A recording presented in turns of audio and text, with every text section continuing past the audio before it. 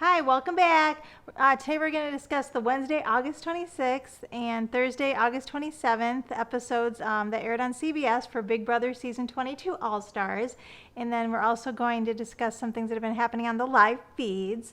So just to let you know, there will be some spoilers in this video. And also, if you want to stay tuned till the very end of the video, we just found out on Friday evening who the new nominees are. So the week 4 nominees, so we'll reveal that at the end of the video. Just happened on the live feeds on Friday. Okay, so first we're going to talk about Wednesday's night episode, which of course had the veto being played.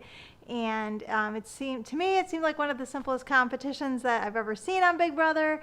But for some reason, everyone thought it was really complicated. It was called Cupcake Clash, and they just had to stack. There's 3 bases, different colors, and they had to stack their two cupcake pieces on each one to match up with the colors. They couldn't put any pieces on the ground. So of course, Kaiser choked, and both Janelle and Kaiser wound up losing. I thought it was good in the beginning. In the first round, they didn't get picked to go against each other, so both of them technically could have advanced. They weren't going to knock each other out in the first round, but unfortunately that didn't help them. And even though Memphis, everyone thought Memphis was trying to throw it because he was doing so badly, he actually had one of his cupcakes completely put together and then still messed it up somehow. Even though Memphis was doing that badly, still Janelle wound up losing to him. So I don't know how that happened. But as we all know, in the end, Cody wound up winning and kept the nominations the same. So Janelle and Kaiser were still on the block when Thursday's episode aired, when the eviction episode aired. So on Thursday's show, the eviction episode, of course, Janelle was campaigning, and they showed her campaigning for the week, and she pretty much was talking to everybody, but of course she knew she had to get Cody, was the main person she had to get convinced for her to stay in order to make it happen. So she was talking to Cody, and her biggest selling point for her staying was saying that she was a big target, so if he kept her in the house, she would always be a bigger target than him, and then bigger target than most people. But of course, that didn't really work out for her. So of course, Danny went first in the voting, and she voted for Janelle to stay, and that shocked everyone, and especially Julie Chen was very shocked, and she's like, what? So it was kind of funny to see that. And then when Danny voted, we kind of thought, well, what's going on now? Did they literally just flip the votes last minute, and now Janelle's actually going to stay? So actually that's what I thought was happening. I was kind of like, what? Janelle's actually going to stay? So it's kind of exciting for a little bit. And then of course Enzo also voted for Janelle to stay, so there's a couple votes, so you're kind of like, maybe she's going to stay. But then as everyone else started voting, it was clear that they were voting Janelle out, and Kaiser was actually going to be the one to stay. So of course Janelle got evicted, and I had her exit interview with Julie. And Julie, since I guess there's not going to be a comeback, before, at least pre-jury this season, Julie's letting everyone go home and letting them know like what's going on in the game, telling them some of the things that have happened. So obviously there's not going to be like a comeback for anybody, at least pre-jury. So because of that, everyone's going home and not going into sequester, and Julie is letting them know what happened. So Julie let Janelle know that Memphis is actually in an alliance called the committee with, I don't know if she said the name, but Memphis is in the committee alliance with Cody, Danny, Nicole, Christmas, and Tyler. And so, of course, Janelle didn't know that Memphis was in on the alliance. She knew there was some alliance going on, but she wasn't aware that Memphis was in on it, so she kind of had been putting some faith in him. So now she was like, oh no, it's not great. Now Kaiser's going to trust Memphis and tell him things. So she was kind of upset about that. And then also from the goodbye messages, I guess Janelle is now uninvited from Nicole's wedding. So I don't think she was too upset by that. She didn't seem too fazed when Nicole said that. So of course we did not see who won HOH by the end of the show on Thursday. They were still playing the game. And then the live feeds actually wound up being off for several hours, even after the show ended. So we were all waiting for the live feeds to come back to see who won HOH. And then when they finally did come back, we did see that Enzo won. So unfortunately for me, and I'm assuming a lot of people out there that like to see the house flip, kind of the power shift back and forth, Kaiser didn't win. It would have been nice to see him win, of course, and see what he would have done and flip the power a little bit, but that didn't happen. So Enzo, who of course is very tight with Cody, is now HOH, so it's kind of again like Cody's HOH. So another probably kind of a little bit boring week until we start getting the alliances turning on themselves. So personally, I think maybe like Memphis and Kaser should team up a little bit more old school players like we've talked about. And Memphis thinks he's in good with that one side of the house, but as we know, he's probably very low on the totem pole.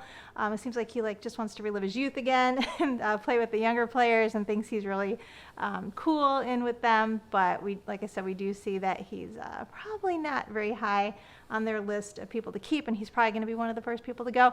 So, in my opinion, I think he should team up with Kaser, and that'd be kind of cool to see them play together again, a little more old school. Big brother, that would kind of seem to make a lot of sense, which is kind of what Janelle was trying to do to get at least those three to work together.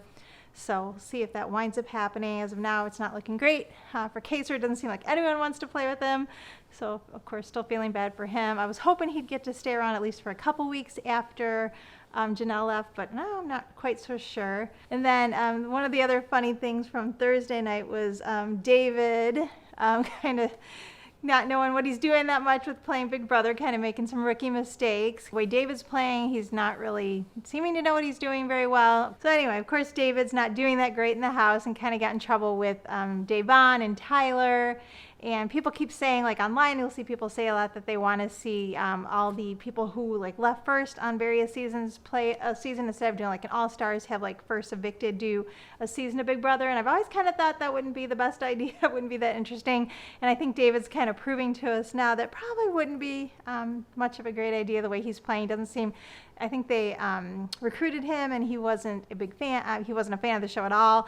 Doesn't seem like he's even watched any of the seasons, so he doesn't seem to have any clue of what's going on or how to play the game. So I think he's kind of hurting his game a lot and hurting other people's game. So he kind of got in trouble with Davon and Tyler, and to the point that Tyler even told him, well, that's all right, I didn't really want to go to jury anyway, because Tyler thinks he kind of blew up his game.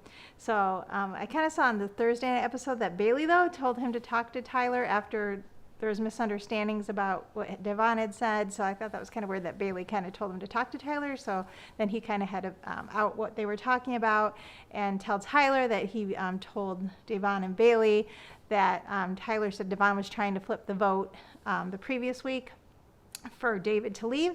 So, of course, that was completely not true, and Davon was actually on David's side and was trying to get him to stay and was campaigning for him, so I don't know where all that came from, but that kind of made Tyler obviously very mad and now not too keen on working with David. So we'll see how David fares the rest of this season. He doesn't seem to really understand the game very well.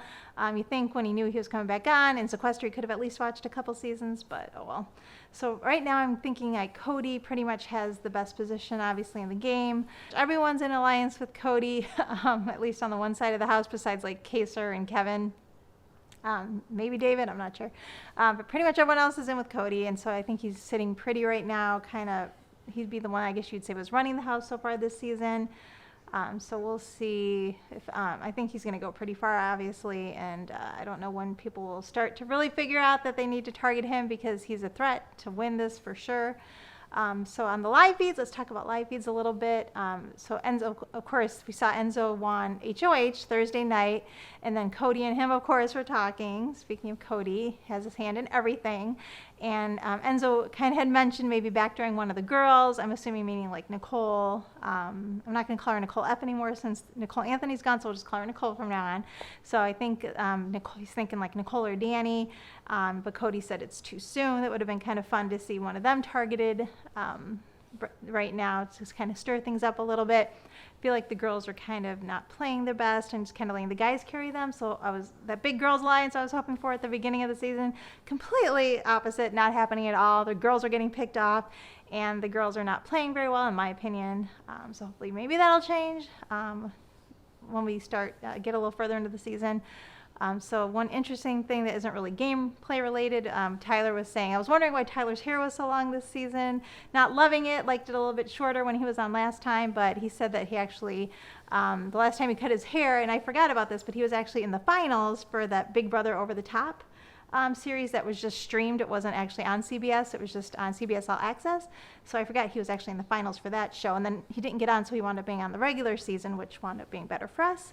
But someone said they'd give him $100 if he'd grow his hair out for 5 years and not cut it at all for 5 years. So that's why his hair is so long, in case you were wondering. I was wondering. So it's cool to hear that. And I guess he said this is year 4. So he's got one more year to go, and then he can cut his hair. He actually said someone offered him $100 just to cut it on the spot, but he did not want to do that. So that's what's going on with Tyler's hair. I'm sure you guys were all wondering about that. And then I guess they're saying that also on the live feeds that Danny has started to kind of get snapping a little, like being snippy and kind of snapping at people like Tyler and David. So I think she's starting to lose it a little bit. I just think she's slipping in her game.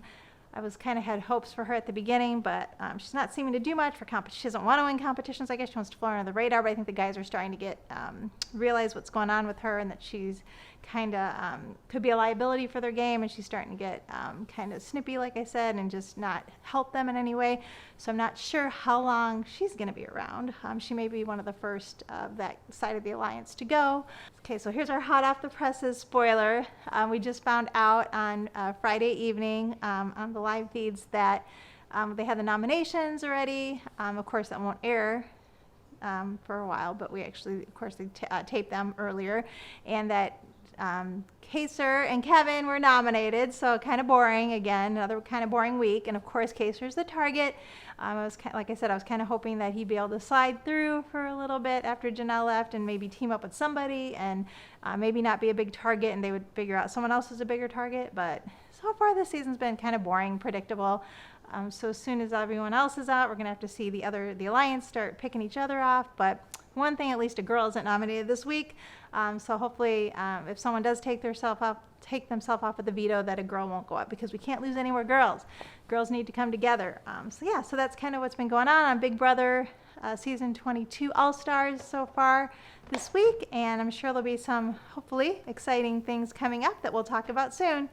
Thanks, and if you like my video, please give it a like and subscribe to my channel, and we'll be talking way more Big Brother.